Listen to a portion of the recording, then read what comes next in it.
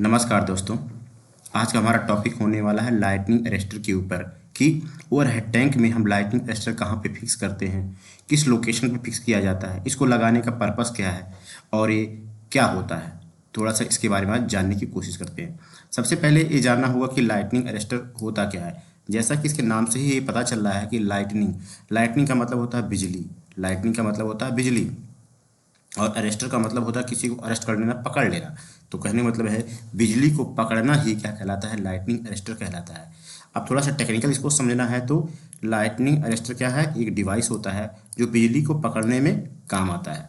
अब बात करते हैं इसके टाइप की बात करें तो कितने टाइप के होते हैं, दो टाइप के होते हैं, कन्वेंशनल लाइटनिंग अरेस्टर और ईएसई लाइटनिंग अरेस्टर। जो ईएसई लाइटनिंग अरेस्टर होते हैं काफ़ी एडवांस लेवल के होते हैं, और जो कन्वेंशनल लाइटनिंग अरेस्टर होता है थोड़ा नॉर्मल होता है, थोड़ा कम एडवांस लेवल का होता है। अब बात करते हैं कि इसके लोकेशन के बारे में कि इसको फिक्स कहाँ पे किया जाता है, किस लोकेशन पर फिक्स किया जाता है। जैसा कि आप यहाँ पे देख सकते हैं इसको कहाँ पे फिक्स किया गया है, किसी हाइट पर फिक्स किया गया है।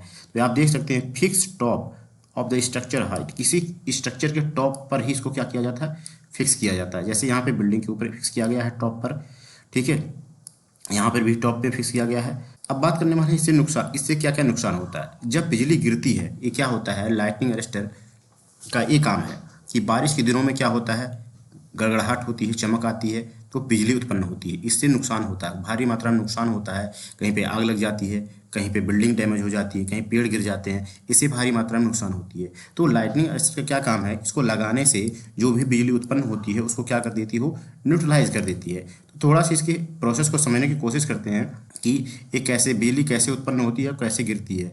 ठीक है, तो आप यहाँ पे देख सकते हैं क्या है, यहाँ पे बादल है, क्या यहाँ पे बादल, जो बादल के ऊपर वाला पोर्शन वहाँ पे क्या है, पॉजिटिव इलेक्ट्रॉन्स हैं, जो बॉटम वाले पोर्शन वहाँ पे क्या है, नेगेटिव इलेक्ट्रॉन्स हैं। ठीक है, और हमारा जो पृथ्वी होता है, जो धरती होता है, जो अर्थ होता है, वहाँ पे क्या पॉजिटिव इलेक्ट्रॉन्स होते हैं। जब ये नेगेटिव इलेक्ट्रॉन्स पॉजिटिव इलेक्ट्रॉन से थोड़ा सा आपस में अट्रैक्ट होते हैं तो क्या होता है, बिजली उत्पन्न हो जाता है, गड़गड़ाहट के साथ बिजली के, बारिश के दिनों में बिजली उत्पन्न हो जाता है। ठीक है, तो इससे क्या होता है, कहीं पे ना कहीं ना वो क्या करेगा, गिरेगा, बिजली गिरेगी। ठीक है, तो कुछ ना कुछ तो डैमेज करेगी। ठीक है, तो इसी को न्यूट्रलाइज करने के लिए ही हम क्या करते हैं, लाइटनिंग अरेस्टर यूज़ किया जाता है।